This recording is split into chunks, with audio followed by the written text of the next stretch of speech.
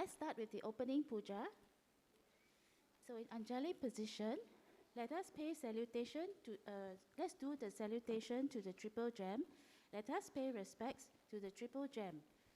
Arahang Samma Sambuddho Bhagava Buddhang Bhagavantang Abhivademi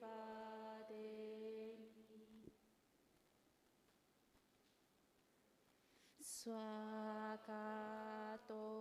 Bhagavata Dhammo Dhammang Namasami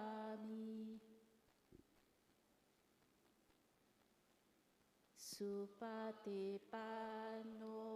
Bhagavato Sāvaka Sangho Sanghang Namami.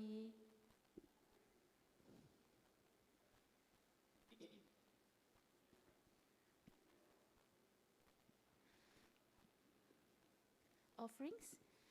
Let's put our palms together to partake in the offerings to the Buddha. The offering of the 5 items allows us to express our gratitude to the Buddha and serves as a symbol to help us remember the teachings. Please join wholeheartedly and read the verses together. Offering of light. Light symbolizes wisdom. May the light of Dharma dispel the darkness of ignorance.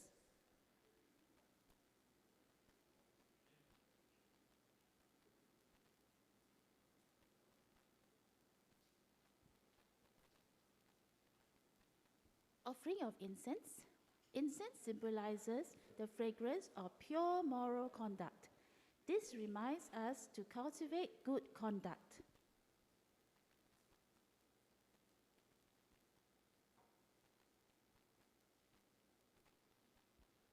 Offering of water. Water symbolizes purity, clarity, and calmness. It reminds us to practice the Buddha's teachings to cleanse one's mind, which is full of desires, ill will, and delusion, to attain the state of purity.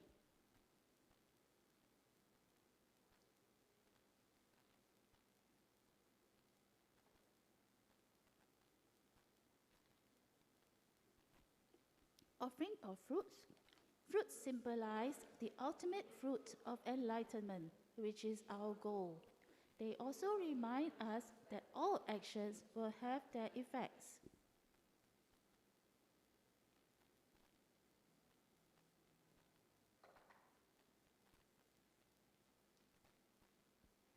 Offering of flowers. Flowers symbolize impermanence. The freshness, fragrance, and beauty of flowers are impermanent. This reminds us that we should all live in the present. Remembering thus, we should reduce our craving and attachment.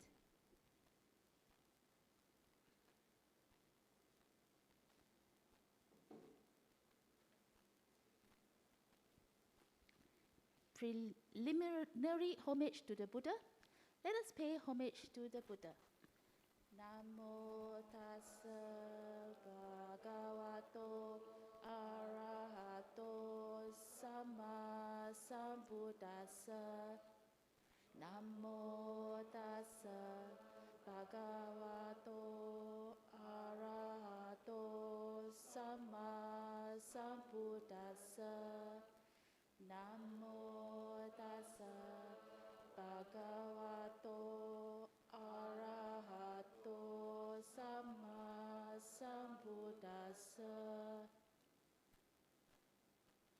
Going for refuge, we chant the verses for taking the 3 refuges.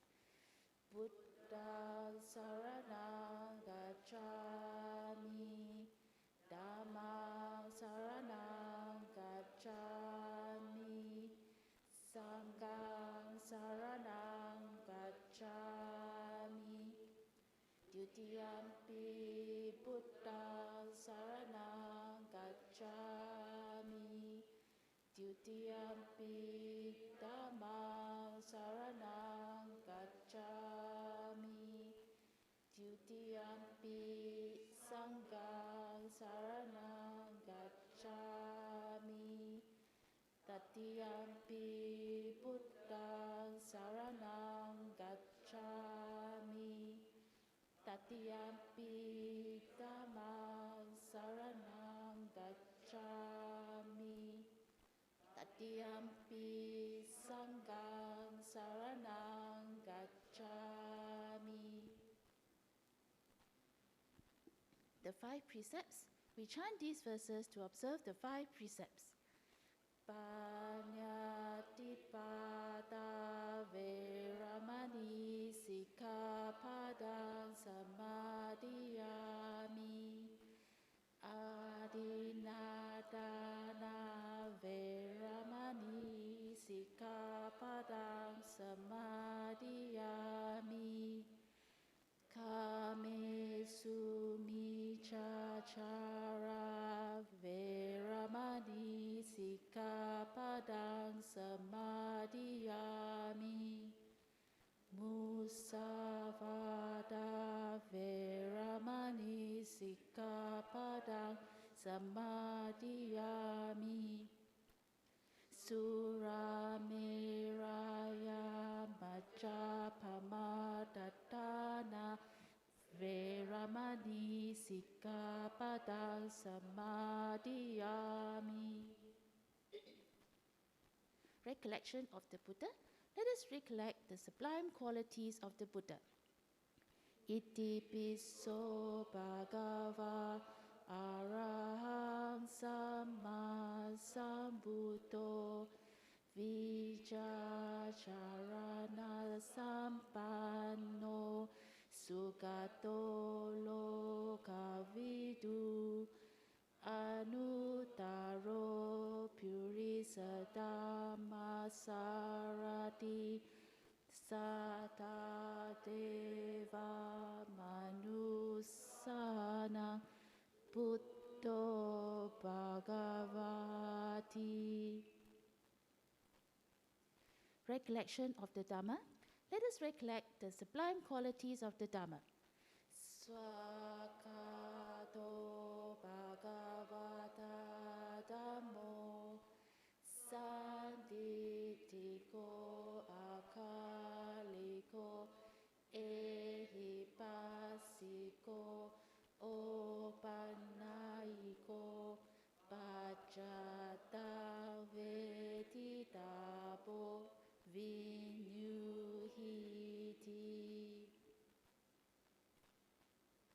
Recollection of the Sangha. Let us recollect the sublime qualities of the Sangha. Supatipanno bhagavato sāvaka sangho. Ujjupatipanno bhagavato sāvaka sangho. Nyāyapatipanno bhagavato sāvaka sangho. Samicchipatipanno bhagavato sāvaka sangho. Yadita chattari purisa yukani ata purisa pugala esa bhagavato sāvaka sangho. Ahuneyo pahuneyo dakineyo anjali karaniyo anuttarang punyaketang lokasati. Sadhu, sadhu, sadhu.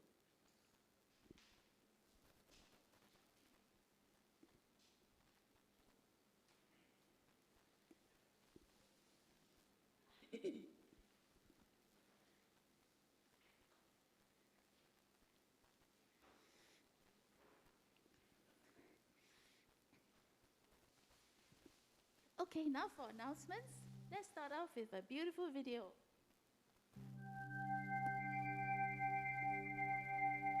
Oh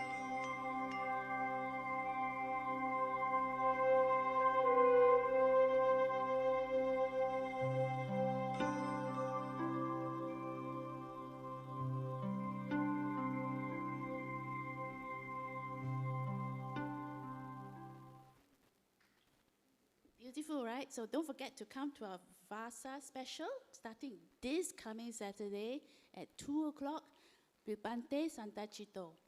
So, so starting off this Saturday, all right? And then after that, Bante will continue with the Sunday service and then followed by a Sunday afternoon talk, another talk on Sunday afternoon. So please do come. This is our Vasa special 2022. So make your whole Sunday free next week and also Saturday afternoon. So this is what he will cover on Saturday afternoon, the Tuvataka Sutta. It's called quickly from the SNP 4.14. So do come. He's very knowledgeable, very caring, very compassionate. And on the 21st August, so that's Sunday, Saturday you come for the afternoon talk, right? Then Sunday you come for another afternoon talk, right?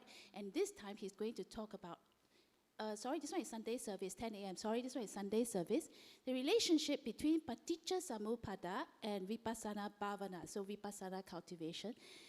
And he's very knowledgeable, so do come and ask your questions on Paticca Samuppada if you have any questions.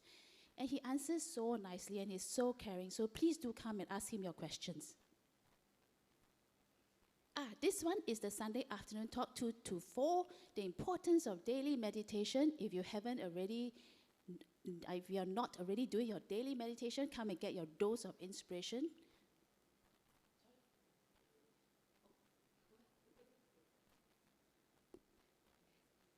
This one apparently is in Bahasa Indonesia. Will we have a translator? Richard. Okay, this one is in Bahasa Indonesia. Indonesian friends, feel free to come.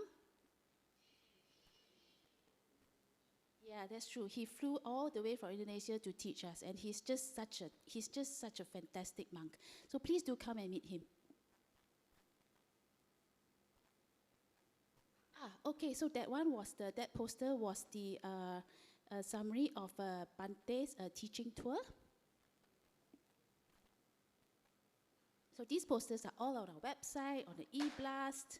So feel free to take a look. This is Bante's teaching tour poster.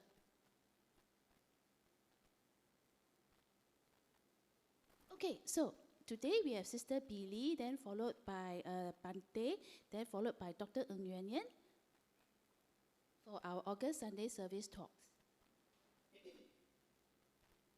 We are also having the Anapanasati meditation by Brother Tan Beng Hok. There are still spaces, so please do register. If you want to learn more about meditation, he's an excellent meditation teacher, so please come. BF Youth and Indonesian Service and Indonesian Dharma Discussion have lineup of fantastic programs, so please do look at our posters. This is BF Junior Youth, age 13 to 16, and they also have great teachers like Sister Bee Li. So do sign up your teenagers, really, really good teachers. We have a fabulous, I was going to say stable of teachers, but they're not horses, they're teachers. They're fantastic teachers, really, really superb, passionate, committed, dedicated, highly recommended, BF Junior Youth. Okay, this is for the upper and lower primary. We have finished the Haoren Haoshi volunteering, where everybody had a great time, and thank you to Mr. Anson Ng. On the 21st of August, next Sunday at 10:30, do come. It's on site at Buddhist Fellowship West. And we are also fundraising for 2 special vehicles with lift mechanism for transporting the elderly on wheelchairs. So a very laudable, charitable fundraising effort by Sis Catherine. So do donate if you can. And we also have our 2022 meditation and sutta retreat with Ajahn Brahmali. So please do get your tickets. It's at a Batam Beach Resort. And the super early bird is, it ends tomorrow. So please get your tickets. Tomorrow is the 15th, so you have one day, you have 24 hours, so please do check out the poster. The rates are really good. It's in Batam. It's a fantastic place. Island of Charms. So do come. Fantastic monk, what's there not to like? So please sign up by tomorrow. And finally, I'm very proud, privileged and honored to have Sister Bee Li today to give us a talk. Sister Bee Li is very dedicated and committed, and she has also been speaking at various centers, so we are very happy that she's here at our Sunday service. So without any further ado, I'm going to introduce her. Sister Tan Bee Li has a background in research and psychology and is currently working in the social service sector. She helps plan and monitor the implementation of rehabilitation programs for children and youths. She was a lead coordinator for BF Junior Youth for 2 years and an excellent one, and currently a volunteer teacher with BF Junior Youth, and is particularly fond of helping youths lead skillful and meaningful lives through applying the Dharma in everyday living. And the best thing is she's so young and so committed. So really, really sadhu to her.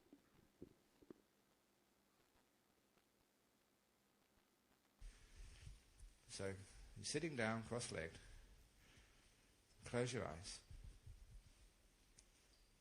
And just settle yourself in to the meditation posture. And just make peace with everything which happens. If the young kid cries, it's wonderful. That's what kids do. So you have to understand and accept. Now as you're sitting there, can you feel your toes now? Are there any sensations there? If you can't connect with your toes, just wiggle them slightly. So you can pick up a feeling in your toes. And when you've picked up that feeling, when you have that connection between your mind and your toes, you can feel a sensation there, then send compassion and kindness along that connection. You're just warming and easing your toes with kindness until you start to feel the sensations become feelings of relaxation. You're deliberately relaxing your toes until you feel a soft tingling sensation to know your toes are in the maximum possible relaxed state. Then move your attention to your feet, the uppers, the soles, and all that's in between. Can you notice any feelings or sensations in your feet? Could be warm, pressure, tingling, itching, or whatever. Any sensation will do. That connects you to your feet. And then send kindness there. Send compassion. Wishing your feet to be comfortable. You feel your feet relaxing, just like when you lay down in bed at night. The tension in the body eases as you sink into the soft mattress. Just imagine your feet sinking into the softest of pillows, relaxing, easing, coming to a state of comfort. Picking up the feeling, and through compassion, softening the feeling.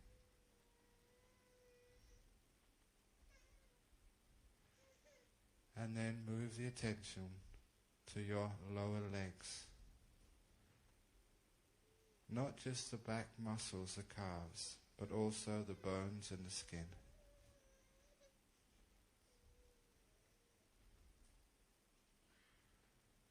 Can you pick up a sensation in your lower legs? Whatever sensation it is enough to begin with. And from there, send kindness. May my lower legs be at peace, be in comfort. And your mindfulness should start becoming strong enough to notice the sensations change slightly, to become more comfortable, more at ease. is you're deliberately relaxing each part of the body one by one. And when your lower legs are relaxed, go to your knees. Many people these days have problems in their knees. Can you notice any sensation at all in the area around your knees? If you can't feel one, imagine one. And then when you have connected with your knees, send kindness there. May my knees be at peace. May they relax. And soon you get a feeling of relaxation. When any tightness is eased. And then you go to your thighs. Can you notice sensation in your thighs, including your bottom? The bottom feeling is hard to relax because it's pressed against the floor or the cushion or the chair. Nevertheless, you can pick up a feeling there. Send kindness. Send kindness to those sensations until you feel they relax a bit more. Relaxing the muscles and the bones and the skin in your thighs and bottom. Can you feel the sensations there? Be kind to them until all that part of your body feels at ease. You're relaxing to the max. Feel it all get so soft and comfortable. And then move your attention to your waist. And in your waist, it's not just the outside, it's the inside. With your colon. Many people have digestive problems these days from tension. Just imagine that whole part of your body, the waist, inside, the lower backbones. Can you notice sensations there? Deliberately send kindness, compassion.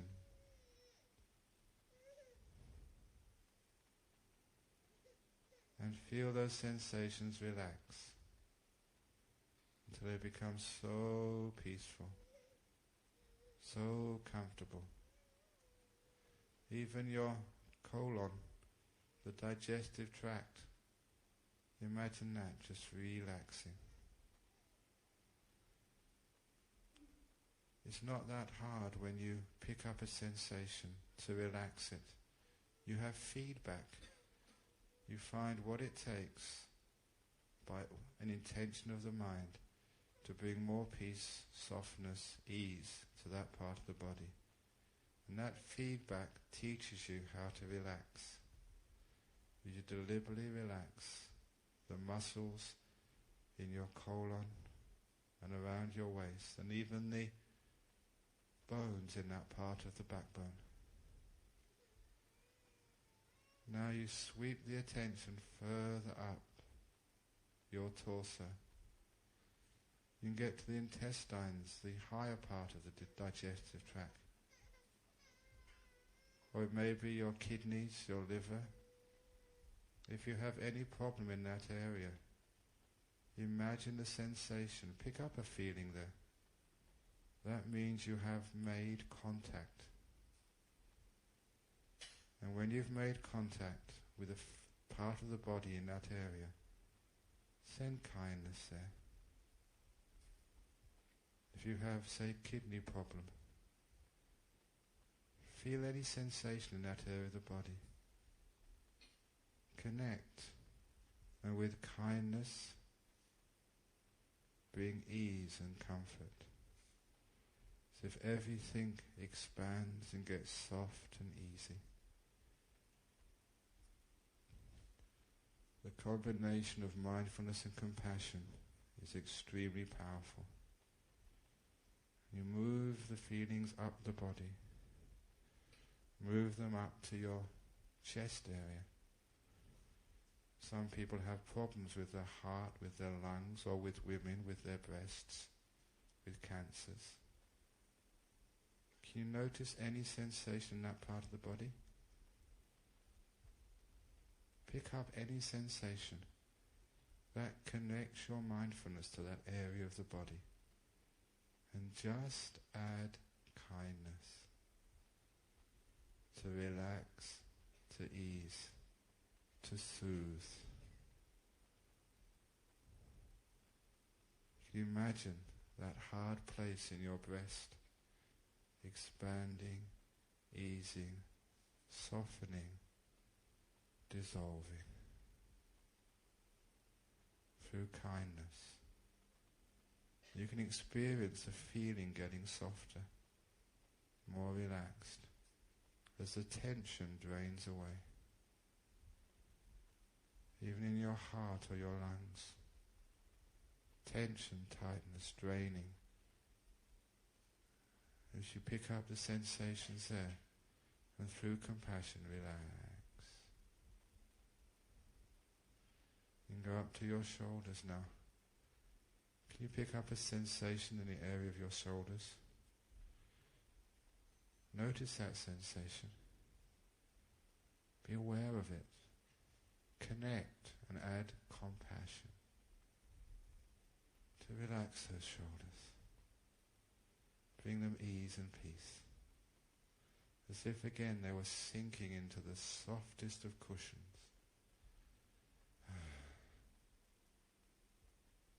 Until they feel so relaxed.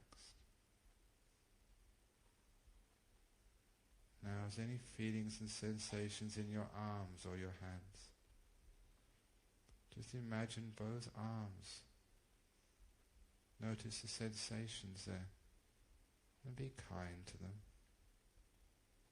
So that they too relax. And you feel this experience of relaxation between your whole body, down from the shoulders, the arms, the torso, the bottom and the legs. As you deliberately relaxed every part. Now you go to your head. Start with the muscles in the face. Can you notice any sensations there? Once you've contacted those sensations with your mindfulness, along that line of communication, send your kindness. So you feel the muscles in your face relaxing, the tightness dissolving. You feel every muscle in the face relax, relax, relax. You feel it tingle, tingle with comfort and ease, the tingle of peace. Now you move your attention to a few inches behind your face, to your brain. It's hard to pick up real sensations from the brain, but just imagine them with all of your anxieties and fears and memories and even difficulties right now. Imagine that brain as being tired. Connect with your brain and send kindness. It's as if that grey matter behind your eyes is now getting your TLC, your tender loving kindness. As you relax your brain, bring it to a state of ease and comfort.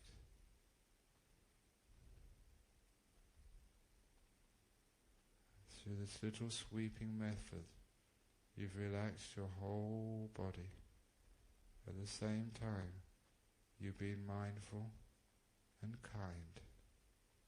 You're in the present moment, and you're probably not thinking very much. This is what we mean by meditation. How do you feel now? What's it like inside?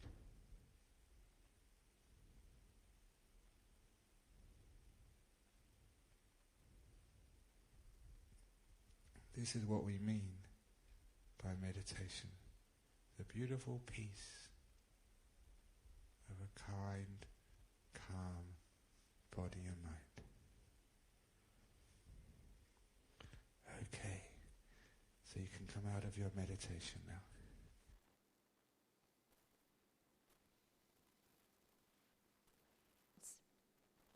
So today's topic is about self-care, and the question is, why is it important? As I was preparing for this talk, I asked myself this question as well. Why am I giving this talk? Why should the audience know? And I concluded that the bottom line is that everything we do because we want to be happy and we want to avoid suffering. So in order to do that, we need to learn how to take care of ourselves. And also, if we want to be able to help others, whether our loved ones or those in need, then we need to be in a good state of mind. If we are not, and if we do not know what it means to take care of ourselves, how would we know what it means to take care of others? Okay, so today's sharing, I will offer you an additional perspective as to what it means to be compassionate to ourselves. Typically, self-compassion is associated with taking time to rest, exercising, eating well, spending time with loved ones, and buying things that we need and like. And these are all true, but is this really it? Because our time, the time we have in a given day and in a single lifetime is very, very short.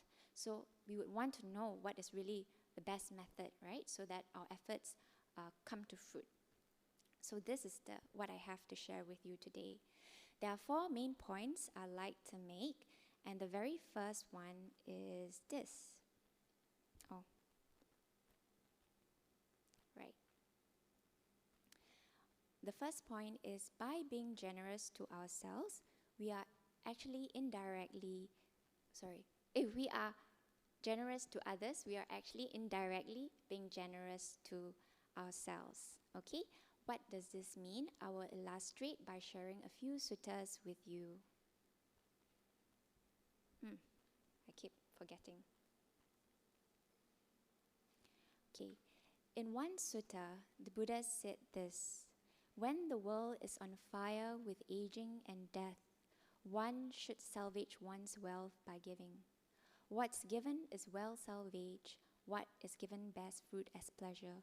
What isn't given is taken away by thieves or kings, gets burned or is lost. So this means that whatever wealth that we would have would either dwindle or be parted from us someday.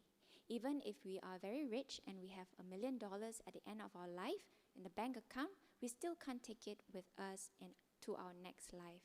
But if we practice giving, then that giving would generate good merits, and that merits will support us in future. And this is an example of how, by being generous to others, we are indirectly being generous to ourselves. Okay? And then, in another sutta, the Buddha said this: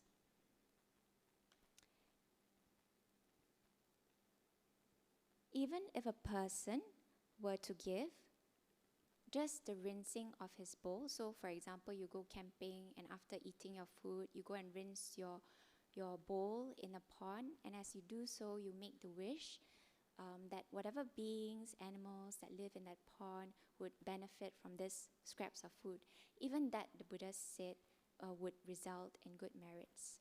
So if you are a retiree, or if you are a fresh graduate and just started earning an income and making your savings, and you want to know, what is it I can give, and what do I do then? How do I practice generosity? You can still do so within your own capacity, and that itself would still still bring about some good. So once the Buddha went on alms round in a village where there was a famine, okay? And when he was wandering around for alms food, the headsman of that village came to him and asked him, Buddha, do you encourage people to practice compassion? Then the Buddha said, yes, I do. Then the headsman said, so if you teach compassion, you ask people to practice compassion, why do you still come to our village to beg for food when you know that we are going through a famine, when we don't have enough for ourselves? Then the Buddha said this, I have looked back 91 aeons. So one aeon is a cycle of the universe. So that's a very long time. Through the power of the Buddha's mind, because he was very good at meditation, he could see back many aeons, up to 91 aeons. And he saw that nobody ever, like giving or being generous, never ever led to a downfall. In fact, it is through the practice of truth, restraint, and generosity that people and families would prosper, gain wealth and commodities. So this means that even if you give very little, like what I mentioned in the previous sutta, and you give when the time that you may not have much, it is still beneficial for yourself. So in fact, in a time of crisis, it's probably a good time for us to do good and accumulate merits, whether in terms of money or food or effort, time or a listening ear. And the rewards of giving was further outlined in another sutta. Okay, the Buddha said this: when we share a meal with a person, when we give somebody a meal, we are actually offering them these 5 things: life, happiness, beauty, strength, and quick-wittedness.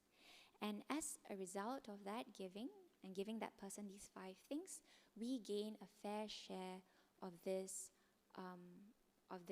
5 things. So if you think of it from a very logical perspective, when we give somebody a meal, we are actually sustaining their life because our body is dependent on food to survive.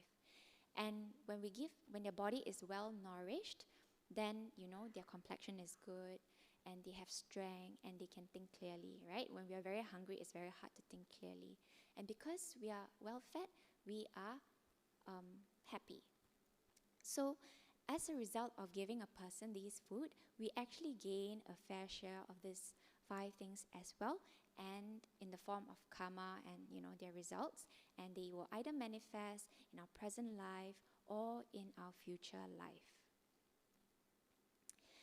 And in another sutta, the Buddha said that generosity is actually the foundation for our spiritual practice.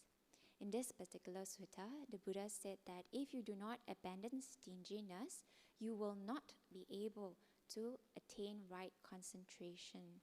So for some of you, you may already be familiar with the Noble Eightfold Path. The last factor is right concentration, and they are usually defined by the 4 jhanas, which are specific states of absorption or concentration. And being generous, letting go of stinginess, is also needed if you want to gain enlightenment. So if you want to progress in your spiritual practice, then you will also want to practice generosity. Okay? So in summary, we've learned that giving even a little bears fruit, and giving only leads to wealth, as shown by the Buddha when he talked to the headsman. Having given food, we give these 5 things, and we get them in return. And generosity is important, or is needed to support our spiritual practice. So from just these suttas, we can see that actually by being generous to others, we are already indirectly being generous and kind and supportive of our own well-being and development. Now, having said that, there are a few caveats I'd like to highlight. Okay, so far my sharing has been focused on the rewards. Of course, when we give, we still need to give with wholesome intentions, without expecting or thinking just about the rewards. But it is still important for us to recognize the importance of gaining merits and knowing how to get them. Because after all, we are really dependent on our merits to live a comfortable life, to be able to fulfill our responsibilities to ourselves and our loved ones, to be able to help others, and also to be able to develop spiritually. Okay, so that is the first caveat I like to highlight. So not just asking you to do good for the sake of getting things, okay? But it is still important for us to know. Then the second caveat I'd like to highlight is that who, when, and how we give has an impact on the results of the deed. Okay, so for example, how our intentions, the tendency, how we tend to think when we give, influences which heavenly realm we will be reborn in. Okay, and just now I shared that we get merits even if we give a little, say to the beings in the pool or the pond. But the Buddha did highlight that the merits is greater if we actually give it to somebody who has abandoned the 5 hindrances, who is established in virtue, concentration, and wisdom. So there is actually a difference, and it's good and important for us to know. So the 5 hindrances are basically the things that tend to clutter our mind and prevent us from seeing things clearly. They are desire. So for example, you keep thinking of what you want to buy, like what happened to me recently. Second is ill will. So ill will can range from being very mild, just a slight dislike for somebody or something, to something very extreme, like angry, murderous thoughts, And then the third hindrance is sloth and torpor, that laziness and cloudiness in your mind, where, lethargy, and you can't think clearly. And the fourth hindrance is restlessness and remorse. You feel like you just want to, when you do your chores, you want to watch a movie at the same time, you just want to move about, or you feel guilty about a past action that you have done.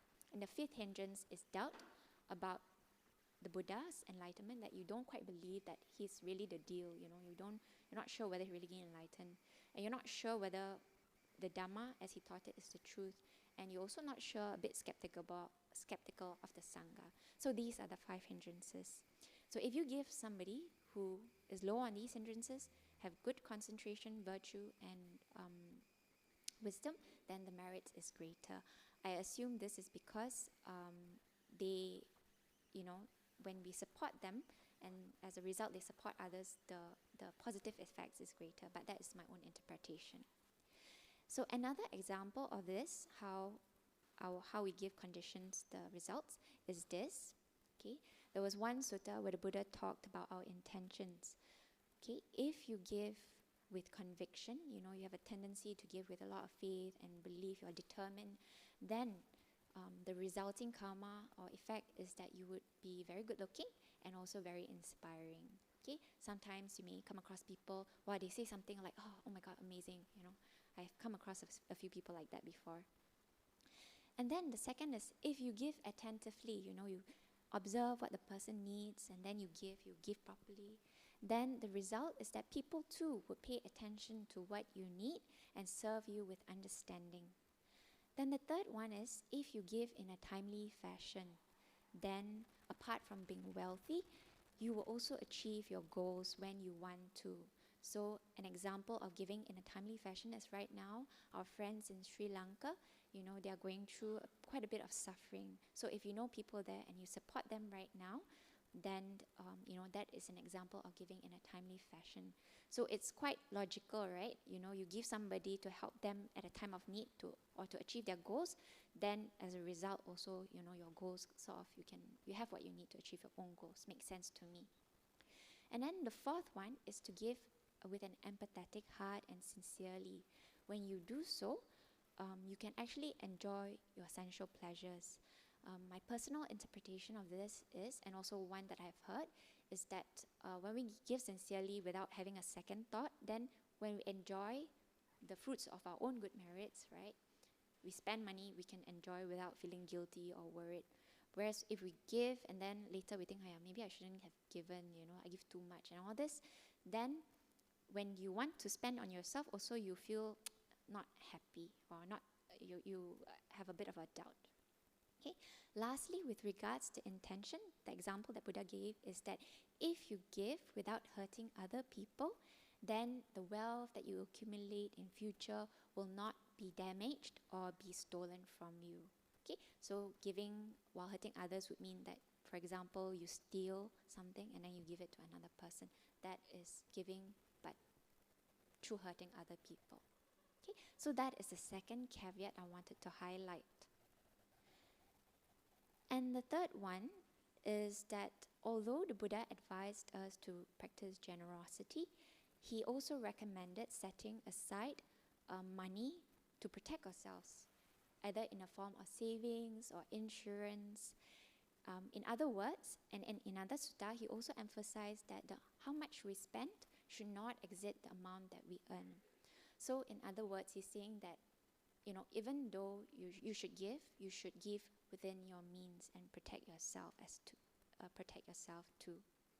So this wraps up my very first point, that practicing generosity is one way we can actually take care of ourselves, and by being generous to others, we are actually taking care of our own future in the form of good merits.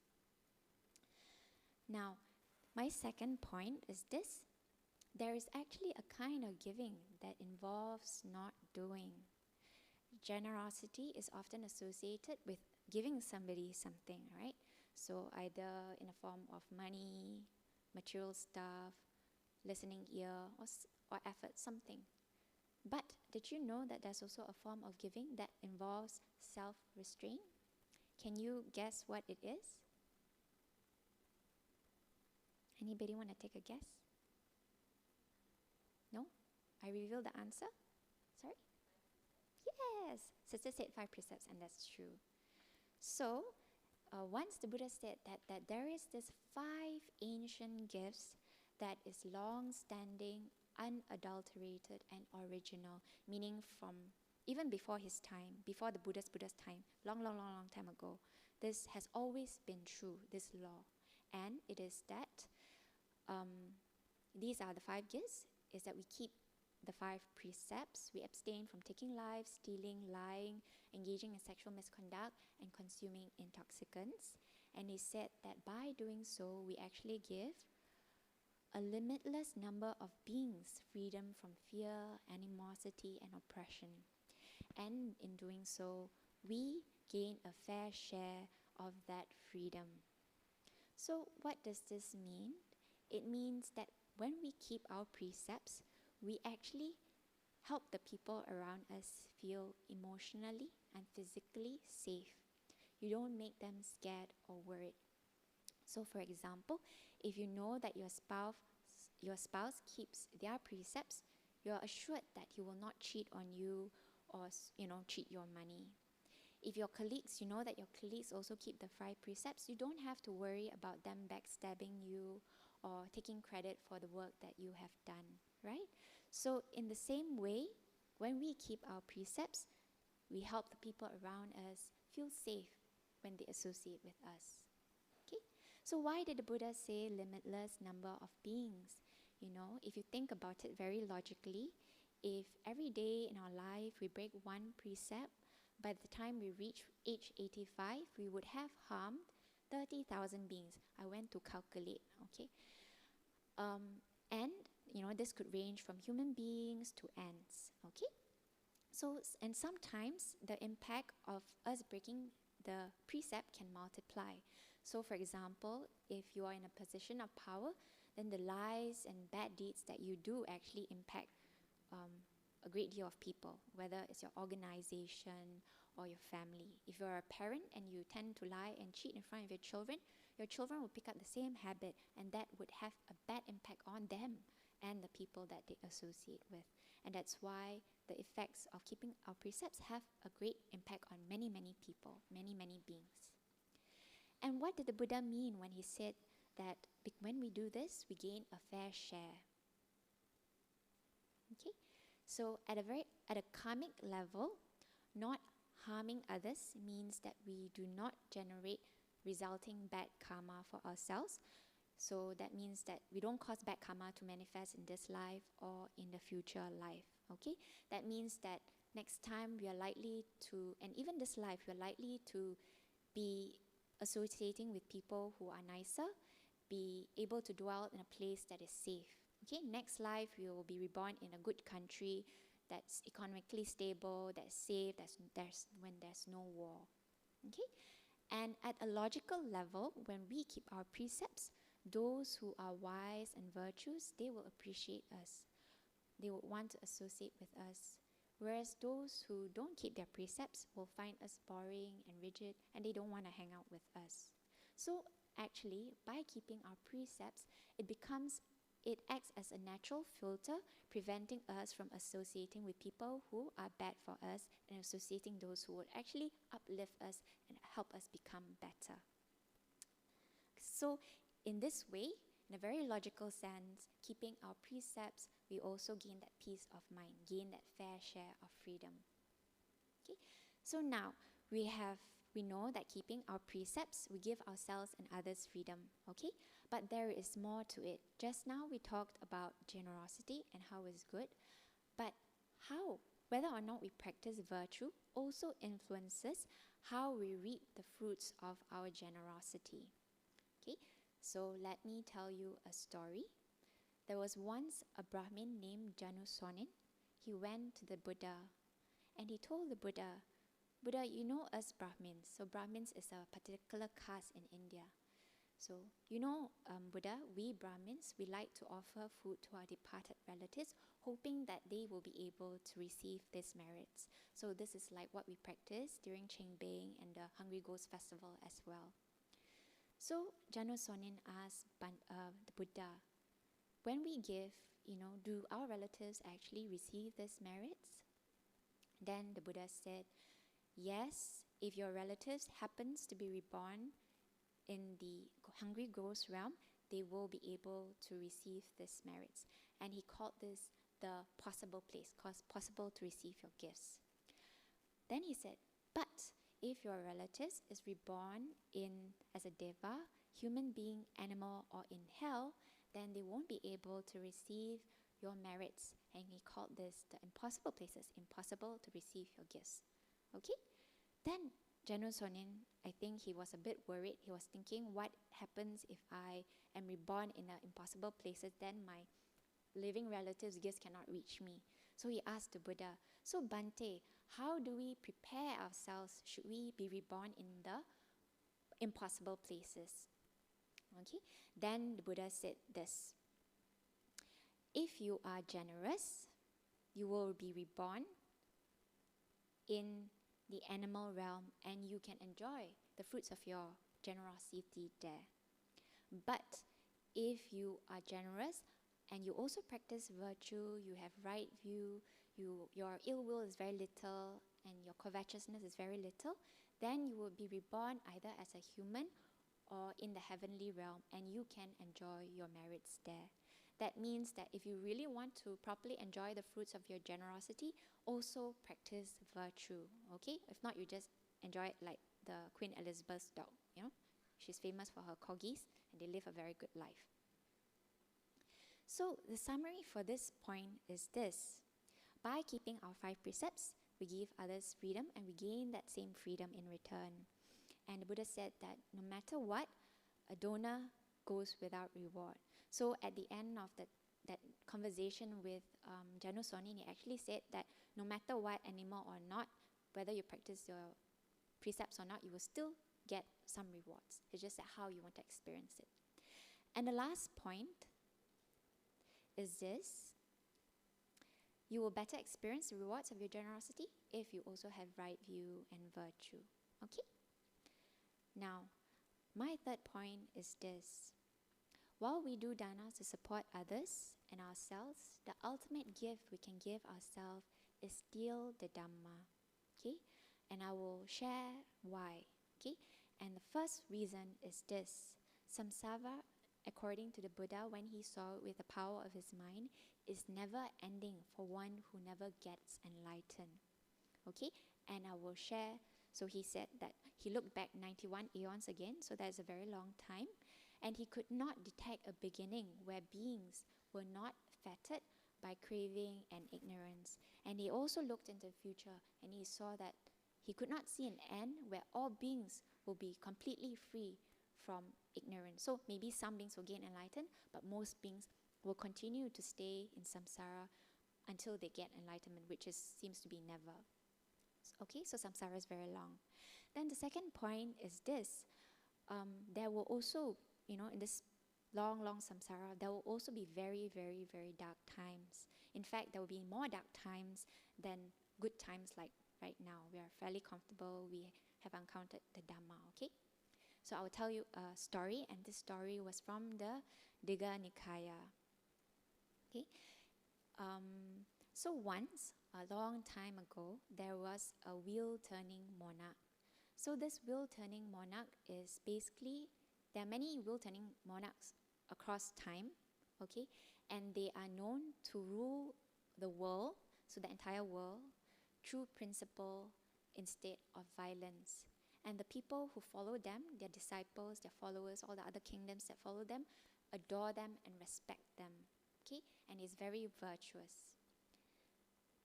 So once there was this king named Dalhanemi. When it was time for him to step down, he called his crown prince to come. And then he taught him how to be a wheel-turning monarch and told him about his noble duties. So these noble duties can be summarized as such. You know, you need to provide protection and security to your people and also the animals living under you, in your territory, which is the world apparently. And second, you need to give money to the poor to help them get out of their poverty. And third, you need to regularly visit spiritual teachers and ask them what is skillful and unskillful, what is blameless and blameworthy, and then you need to practice accordingly. So his crown prince, when he took over and became king himself, he practiced this, he followed his father's advice, and he too became a world monarch and ruled over the world. And this repeated itself for many generations until one day, one particular descendant was a little bit lazy. He did not go and ask his father and also the councilman for advice, so he did not know what his duties were. And when he was told and he finally knew, he also did not practice them. So in the end, the world that he ruled was stricken by poverty. And because the people were so poor, they did not have enough, one person in particular started to steal. Okay? And then, when this was reported to that king, the king realized, I should actually give them money to help them. So he gave this person who stole money. Now, all the other people who also were poor saw this. Hey, that guy stole and got money from the king, so let's go and steal too. So they went to steal. And this was reported back to the Buddha. And then that king. So when the king found out about this, then he said, oh no, I cannot keep giving money to people who steal. What I need to do is to punish them.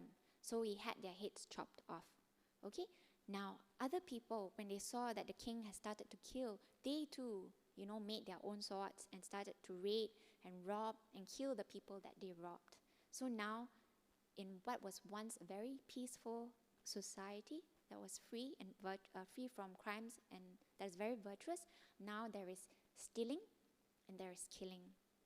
And during that time, people lived for a very, very long time. In the suttas, it quotes 80,000 years. Okay, it's an approximation. So that generation, because their morality declined, the upcoming generation, their lifespan was halved. So from 80,000, the subsequent generations only lived up to 40,000 years. Now that generation that lived for 40,000 years, they started to lie so that they won't get caught for their crimes. And now there emerges another wrongdoing by the community. So their morality declined further.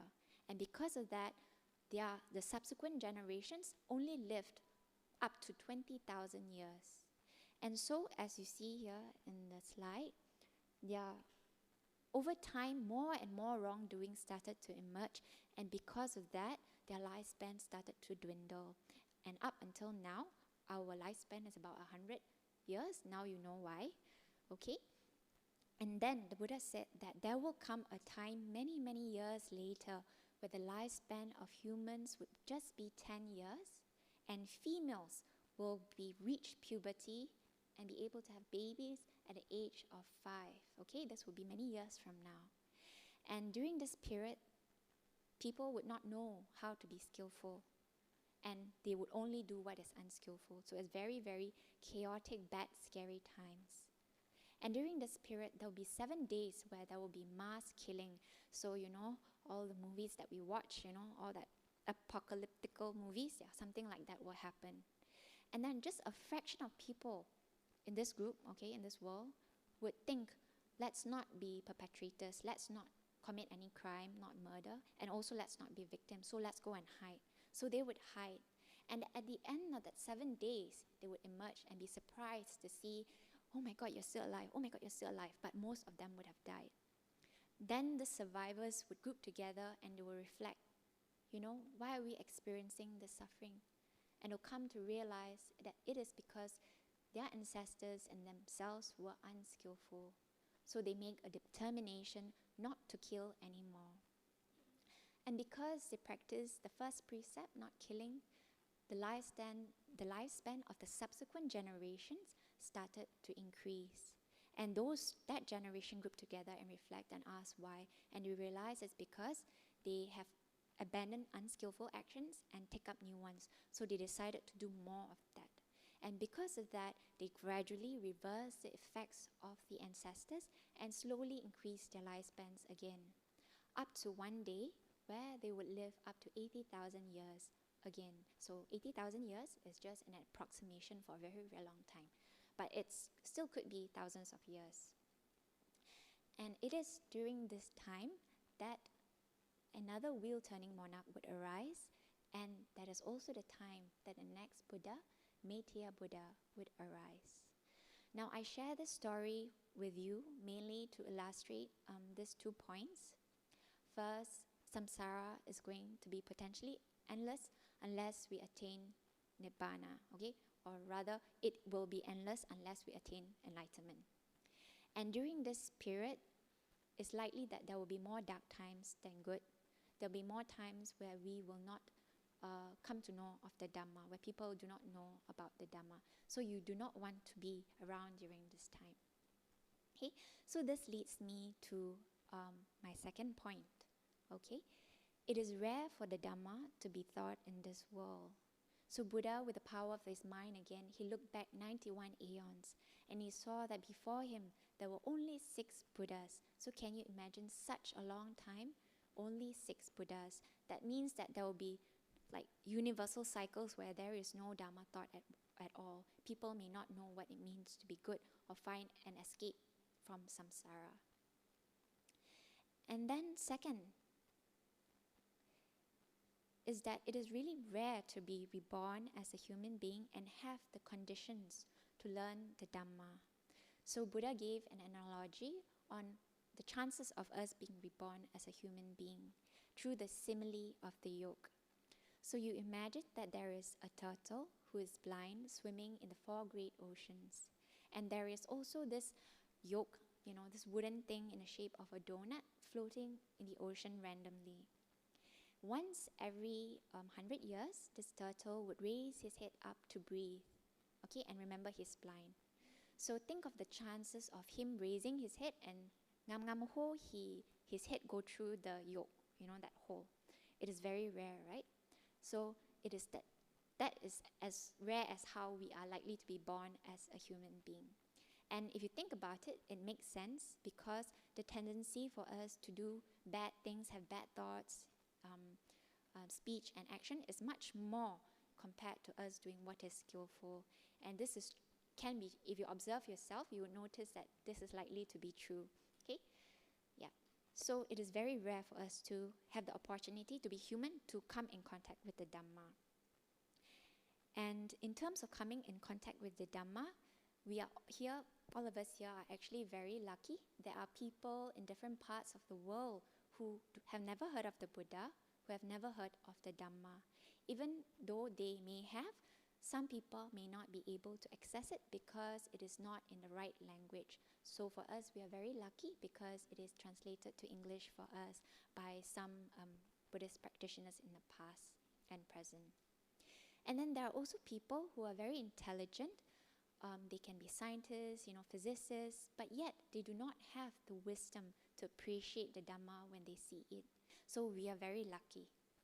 So Dhamma, this is another reason why Dhamma is the greatest gift we can give ourselves. And having learned Dhamma, we know how to set internal and external conditions to make ourselves happy in this life and in future life.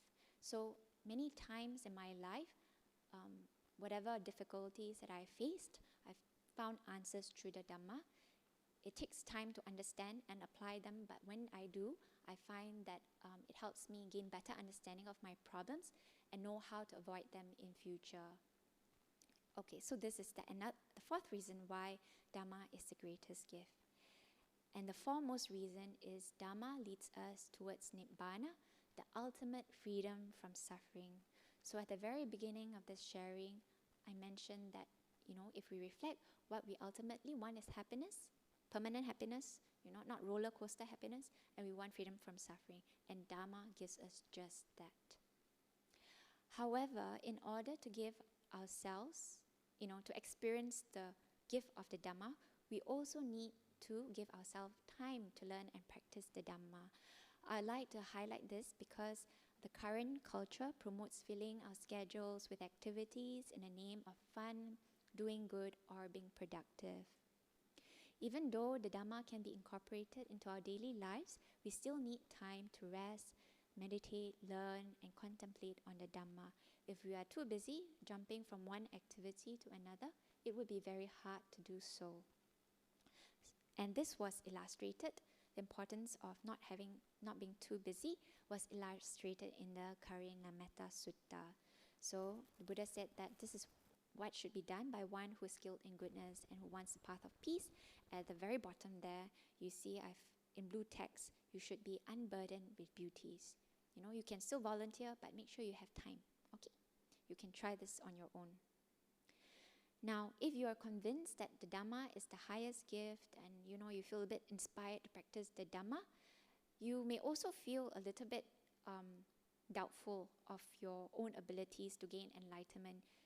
Being an Arahant may seem rather far-fetched to you, especially if you feel like you're not quite there yet to renounce, either because you feel your level not there yet or because you still have your responsibilities to your family. Okay, so then what is it that you can aim to achieve in this lifetime? Okay, so stream entry is this one gift that you can try giving yourself this lifetime. Okay, so there are 4 stages of enlightenment. Okay, the first one is Sotapanna or stream enterer. And for a stream enterer, once he's realized the Dhamma to a certain extent and entered the stream, he will have only up to 7 lives. He only needs to live at most 7 lifetimes before he attains Nibbana. Okay? Then there is the once returner. So imagine that this lifetime you become a once returner. You only come back as a human one more time, and in that lifetime you attain Nibbana. Then the third one is the non-returner. You become a non-returner this lifetime. After this lifetime, you go to this particular heavenly realms called the pure abodes, and you will gain enlightenment there. Meaning you don't need to come back to become a human being to gain enlightenment. And if you become an Arahant, then bye-bye. This is it. You've gained enlightenment. So these are the 4 stages of enlightenment. You don't need to do them sequentially. It's more like depending on your merits, your practice, your effort, then you may become a once returner or immediately an Arahant, and for some, a stream enterer. So my message for you is this: if you don't feel confident that you can become an Arahant, at least aim to be a stream winner, because for various reasons, and I'll share the reasons with you. Oh, okay, before I share the reasons, I'll just tell you, what does it take? What does a Sotapanna have to understand, okay, in order to enter the stream? So they will need to understand the 4 noble truths to some extent. And the 4 noble truths are, you need to understand stress, the origination of stress, the end of stress, and the way leading to the end of stress. And second, you would need to understand dependent co-arising. Dependent co-arising is basically whatever is subject to origination is subject to cessation. Okay, so a bit chim, so I will break it down a little bit more. So it means that all conditioned things are impermanent. Anything that is dependent on something else to happen will cease to be one day once the condition disappears. So for example, certain things make us happy. So long as these conditions are there, we will be happy. But once these conditions disappear, then we will no longer be happy. It's very dependent on these other conditions. Then, second example is this body. We have this body because of particular karma that we have performed in the past that allows us to be a human. And also it's dependent on certain things like food, etc. So once these conditions exhaust itself, this body too will die, disintegrate, and be returned to earth. So even our body is conditioned and is impermanent. And even the mighty earth and universe will have to change. Earth is constantly changing, and it is in this round form this way, and the universe is this way because of certain conditions. But one day, as we've learned from true science as well, the universe will collapse and disappear, and a new one will be reborn. So in essence, the dependent origination is that when something is dependent on something else, it would change or cease when that something else changes. Okay? And this is true for things that are very subtle and internal, like our thoughts and feelings, true for our physical body, and also true for the external world. So these are briefly the things that is needed for a person to become a sotapan, to enter the stream. Now what happens when a person enters the stream? They abandon this idea that there is a permanent self or a soul, that this body is yours, and that there's somebody or something in there that is constant. You will realize that your thoughts, your feelings, your body are also just a flux of energy. Okay, so you abandon this view of self-identity.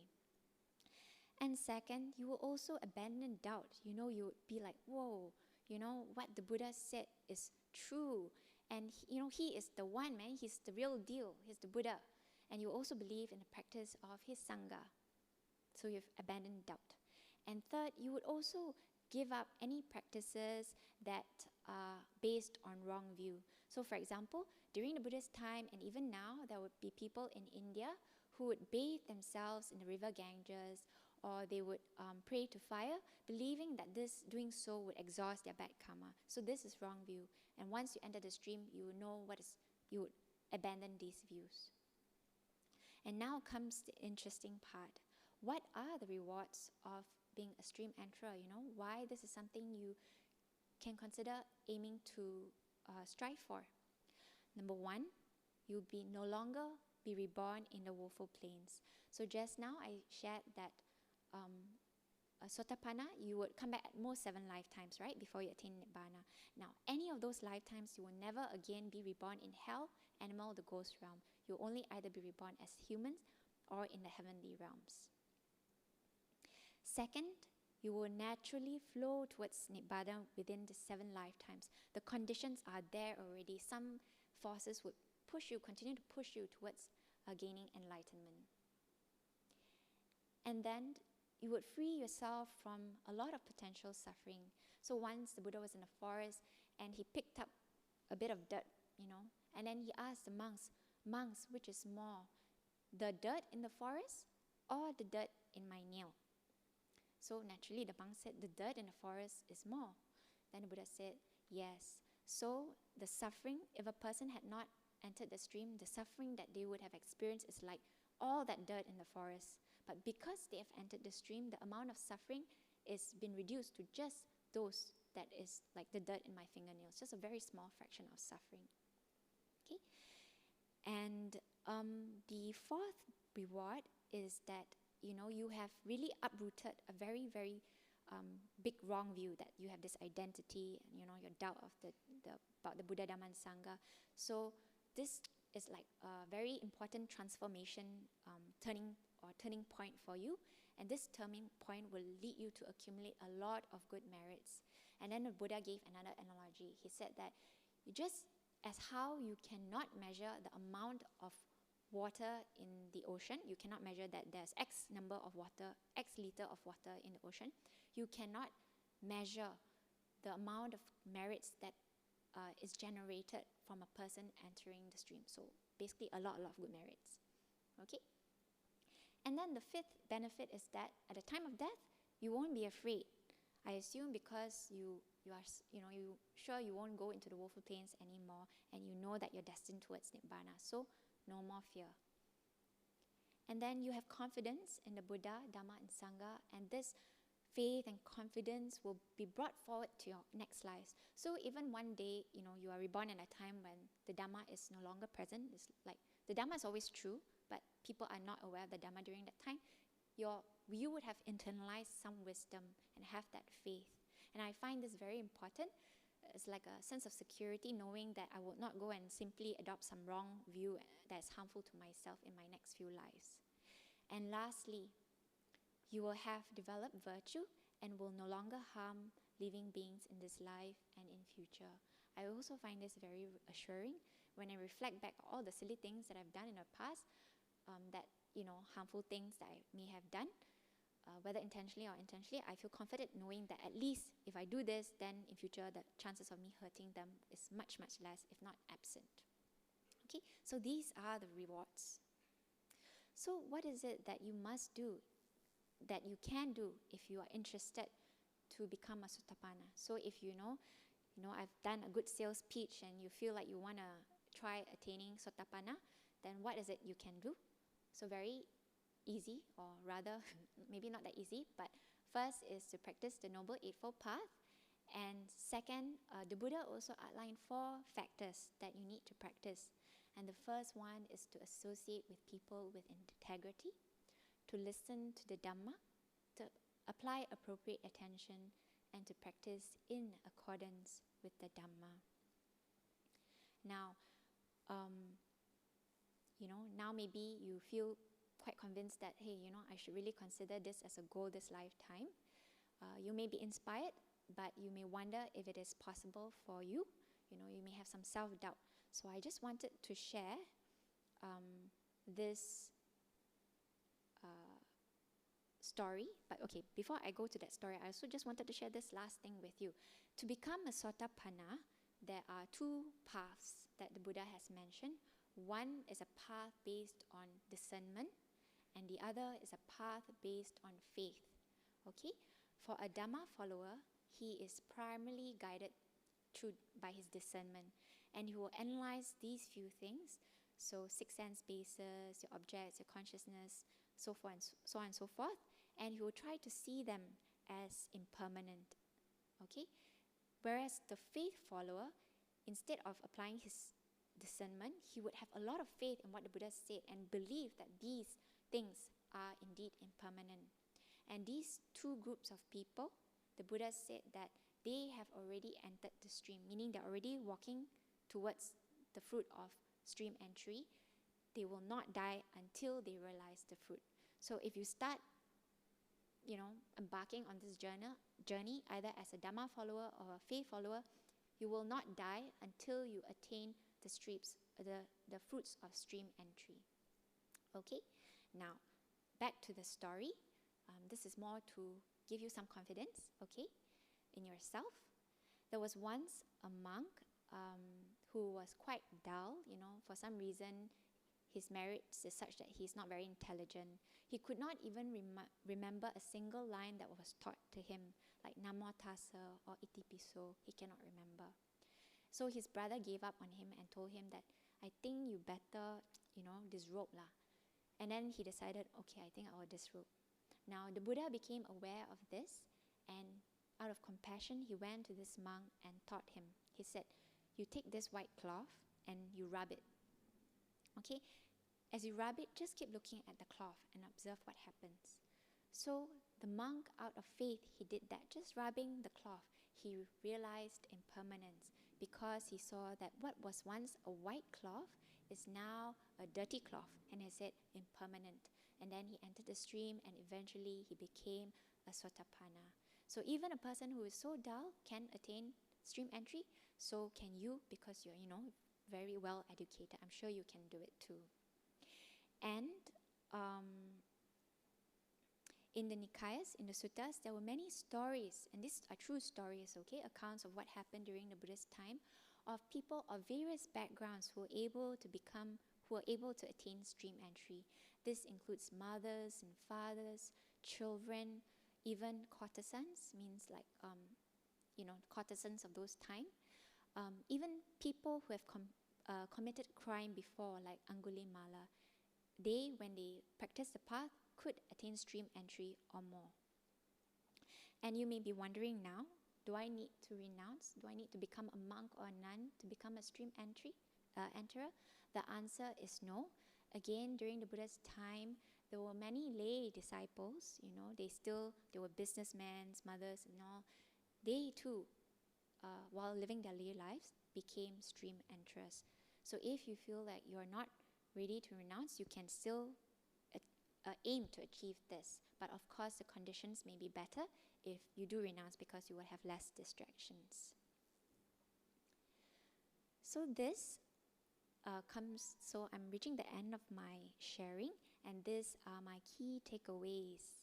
Okay, the first one is that by practicing generosity and virtue, you are actually taking care of yourself and others. And the second thing is the ultimate gift that we can give ourselves is the Dhamma, for the reasons that I've shared just now. And in order for you to experience this gift, you need to give yourself time to practice. And lastly, if you're not confident that you can gain full enlightenment this lifetime, then at least try to aim to become a Sotapanna, because once you do so, you would naturally flow towards Nibbana within 7 lifetimes, and you will never again be reborn in a woeful state, amongst many other benefits. Okay, and this is my perspective and take away from the suttas on how we can be compassionate to ourselves. Now, there are 2 references I'd like to share with you. Just now we talked about generosity. What I was not able to go into is exactly how, when, all the different conditions about generosity, how to practice it. This information you can find in this book called Merits, and this Merits book is available on this website, dhammatalks.org. This book is basically a collection of suttas on different topics like merits, giving, virtue, mental development. And second, if you are interested to find out more about how to become a Sotapanna, you can then look at this book. It's called Into the Stream. It can also be found on the same website, and it's a collection of suttas on stream entry. Okay, and they're based on the suttas in one of the Nikayas. So thank you very much for listening. I think now is the time for Q&A. Thank you, Sister Bee Li. Can we say sadhu 3 times? Sadhu, sadhu, sadhu. That was an excellent talk. Thank you so much. Do we have any questions from the floor?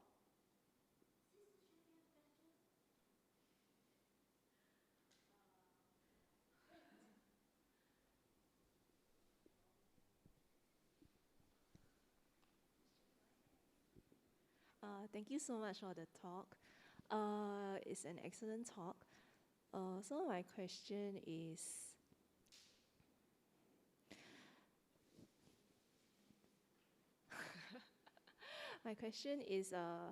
for stream entry to occur, right? What things must we actually do aside from the things that you mentioned? Like, is it necessary to go for many retreats, or do we need a very long retreat? How does it work?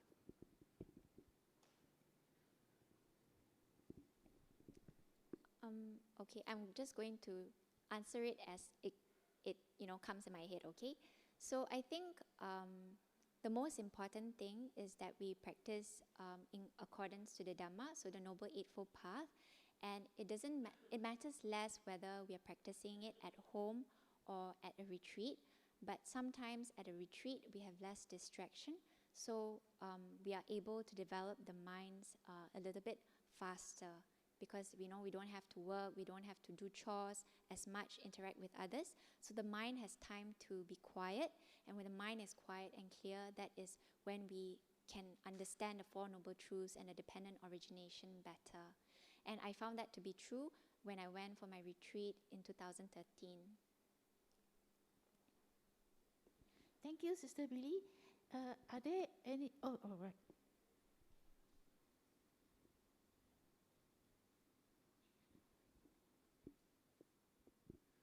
So I'd just like to add on to what the earlier question, because I got this same question that I asked the abbot of the Sri Lankan temple in Singapore.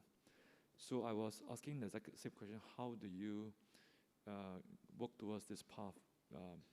So he told me something which is like what today's talk was all about, and the answer is most important is to develop generosity. So I think I'm picking all the pieces together. I think today is very relevant to reinforce what he has said. Thank you. Thank you. Thanks for sharing. Are there any other questions? Oh, great.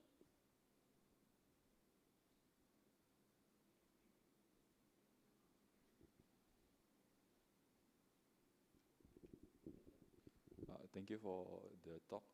I think you mentioned that you became a temporary nun for some time. Maybe can you share with us some learning points from that experience that is useful for your current practice? Thank you.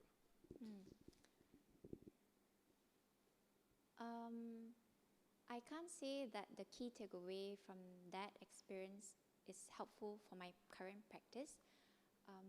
What stood out to me was that because on the last day of the novitiate program, we went on alms rounds. So we donned a robe, carried a bowl, walked barefooted to the market. And as I was walking, there would be devotees kneeling down and offering us food. And when that happened, I felt very, very humbled. I felt that if I ever wanted to renounce, I must make sure that I practice properly, because there are people, devotees, giving so sincerely. Yeah, so I think for me, my reflection is that if I must make sure I'm ready to do it and do it properly when I do it. Yes. And I think the other thing that is significant for me, I'm not sure how you would interpret it, was when we were about to ordain, right? So we would wear white, and then they would cut our hair, and then we'll bring the hair to the preceptor, and then she'll ask us to say, please let me ordain so that I can be free from suffering, find a way out of suffering. During that time, I cried a lot. Like, I don't know why, like connected to something, aspiration from my past life or something. But anyway, during that process, we were also required to kneel down in front of our parents, and they would hold the robe and the bowl. And then we would thank them for taking care of us and seek permission to renounce. And during that time, I was like, I was given the mic supposed to recite on behalf of everybody, but cannot come out. I was like, you're very, very sad. And I think that for me was very touching, because I think we thank our parents, we do things for our parents, but never have we, I think, are aware or are humble enough to actually kneel and bow down to them and thank them and seek their blessings and forgiveness. So that was a humbling experience for me. Yeah. Thank you, Sister Bee Li. I think that was fantastic. Are there any other questions? Actually, Sister Bee Li, maybe we can have one last question from me. I was just wondering, because it is indeed true what the Buddha said, and in the Mangala Sutta, that we should have fewer duties and reserve the time for practice. That is so true. But in busy Singapore life, where we are so high-strung, how do we strike a balance? Yes, so that was in the Karina Metta Sutta. The reason why I wanted to highlight that is specifically because we are in Singapore, and I noticed the culture is quite like, wow, chong. Okay, so I wanted to mention that. How I do it, we have different ways of doing it, and how I do it is I compartmentalize my time. Like in a given week, I'll give half a day, like my Saturday mornings, to my friends, give Thursday evenings for Dhamma, facilitating the Dhamma session, and then this portion of time for this. So it's very fixed every week. So I know, and I plan very carefully how much time, how I want to portion my time, and I just follow through. And by doing so, I make sure that I have time for all the different domains in my life, including my spiritual practice. But having said that also, I guess the Dhamma practice should be incorporated in everything that we do. So we need to be mindful every moment, and we need to, as we interact with people, as we think of something, we also need to apply the Dhamma. So the Dhamma practice is constant, and what I shared is how I specifically try to make sure that I lead a balanced life. But maybe you guys have different strategies. Oh, one more thing. I also think that it helps to moderate our level of greed. I remember there was a time I wanted to do a lot of volunteer work, a lot of do of this, a lot of that. And when I reflect back, it's actually, part of the intention is good, but part of it is also out of greed because I want a lot of things. And I think in the current generation, maybe not mine, but the younger generation, there's also this desire to earn 1 million by the age of 30, get this house, get that house. So all these expectations are quite high, and they're driven by greed. And because you have so many things you want to do, and the standard is also so high, so you need to spend more time achieving those goals. So if you can moderate your level of greed a little bit, you realize that actually I don't need to do so much. I have quite a bit of free time. Yeah, so contentment as well. Manage greed and have contentment. Thank you, Sister Bee Li. Thank you for the excellent answer. I suppose maybe close the session now. Okay, so thank you. Can we say sadhu 3 times? Sadhu, sadhu, sadhu. Thank you so much.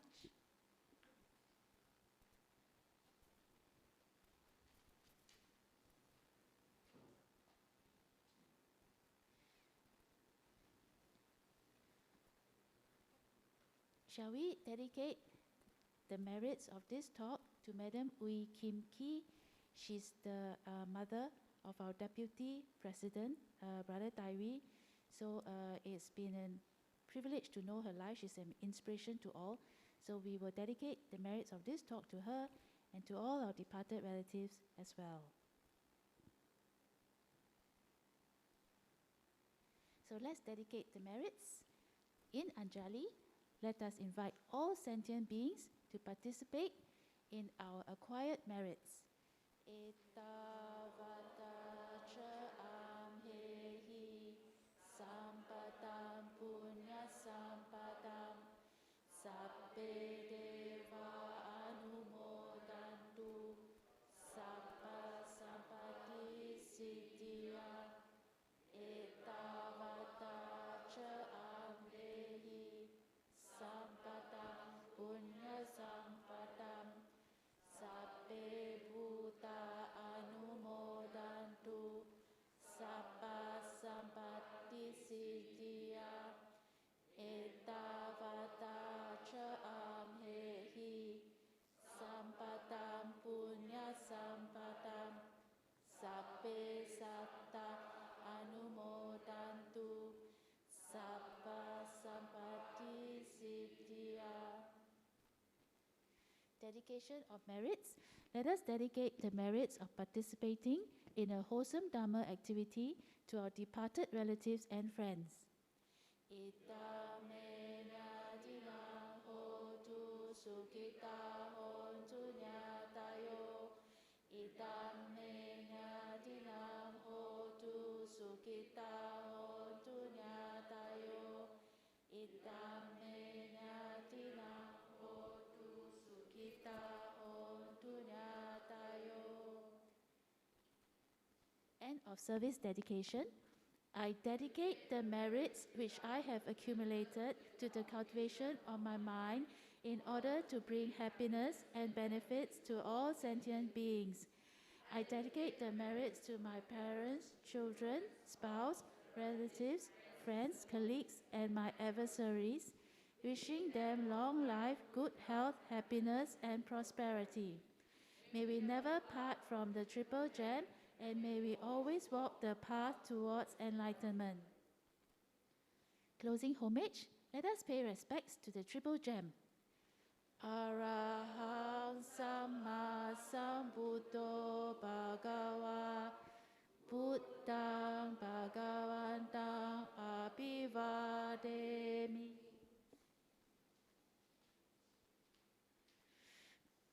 Swakato Bhagavata Dhammo Dhammang Namassami. Supatipanno Bhagavato Sāvaka Sangho Sanghang Namami. Sadhu, sadhu, sadhu. Thank you everybody for coming.